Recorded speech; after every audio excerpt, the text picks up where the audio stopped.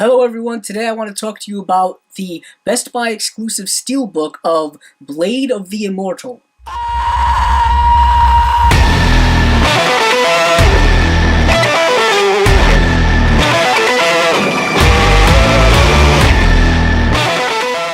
Welcome back to another Blu-ray review. Today I'm discussing, like you heard in my intro, the Best Buy exclusive steelbook edition of Takashi Miike's Blade of the Immortal. This is a Japanese film that came out last year. This is the 100th film by acclaimed Japanese director Miike. This was a film I saw last year and I enjoyed it so much that I had to buy it the day it came out on Blu-ray, and I decided to pick up the exclusive steelbook because, if you can tell, it is a rather pretty cool looking steelbook. But before I go into the ins and outs of this packaging here, I first want to give you guys some info about the movie.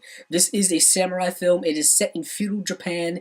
It is a bit of a fantasy film as well, because this film is about a samurai called Manji who is cursed with the gift of immortality. But after living with this immortality for so many years, he comes upon a girl named Rin who is looking for revenge on the people who murdered her family. They are a group of swordsmen led by a very gifted swordsman in Anotsu, and Manji agrees to help her on her revenge quest. If you are not aware of Miike's films, he has done films like 13 Assassins, Ichi the Killer, and Audition. If you have not seen these films, there's a good chance you've heard of them because they are known to be very graphic. His films tend to be extremely graphic, very violent, lots of blood, a lot of stylization as well. So this film is not for the faint of heart. Miike is not a director for those who are squeamish when it comes to violence at all. But taking a closer look here on the cover, you have our protagonist and Manji, the girl Rin, who is helping. This is a very nice glossy steelbook cover. It's a nice combination of black and red. I've always liked that combination. Unfortunately, one of the drawbacks of this steelbook and a lot of steelbooks is they are fingerprint magnets. You can probably already see my fingerprints are all over it. It's kind of unavoidable. On the back here, you have, of course, the typical, usually paper sleeve or paper covering. Sometimes they come with glue, sometimes they don't. In this case, there is no glue. It literally comes right off. Here is, of course, the description of the film. It's a little more spoilerish than I kind of wanted to give you, so you may not want to look at it, but whatever. Still watch the movie, even if you're spoiled. You have a list of the special features, more artwork, and a couple of blurbs and still shots from the movie. But if you take this off, you have a nice picture here on the back as well. Yet again, once again, in black and red. And on the spine, you have the typical steelbook spine with the title of the film as well. The picture and sound quality of this Blu-ray is fantastic. It is, of course, a brand new film.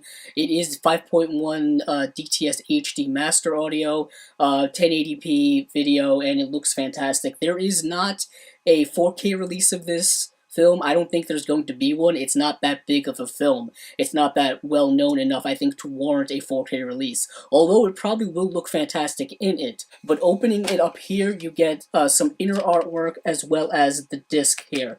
They really like using Manji a lot when it comes to any of the artwork when it comes to this release. He is kind of all over it.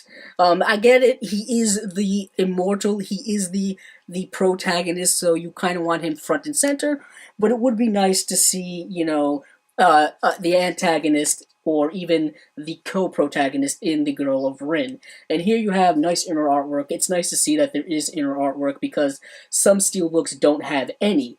That is kind of it. There is no insert, as you saw. There is no digital code as well. It's just the Blu-ray, which is a little unfortunate for those of you who collect digital films. Overall, I do like the release, and it wasn't that much more expensive than the regular one.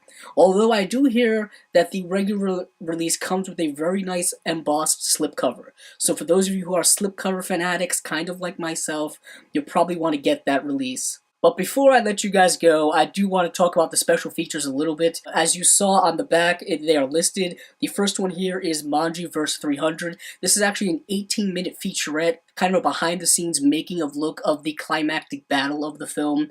There is, of course, a poster gallery of still pictures. There are trailers, which are kind of irrelevant at this point when it comes to Blu-ray and DVD releases. And there are cast interviews. There's actually 56 minutes of cast interviews, which is very significant amount of time to dedicate towards that. And there is a separate interview with Takuya Kimura, who plays the main character of Manji. That is actually a 28-minute interview, so that is a significant amount of time. Those are not a lot of features, but they're very lengthy. It's really nice to see that, because for a lot of releases, especially a lot of small releases like this, they don't really spend a lot of time and effort on special features. So that has been my very quick review of the Best Buy exclusive Steelbook Blu-ray edition of Blade of the Immortal. If you like this video, please check out the other videos on my channel.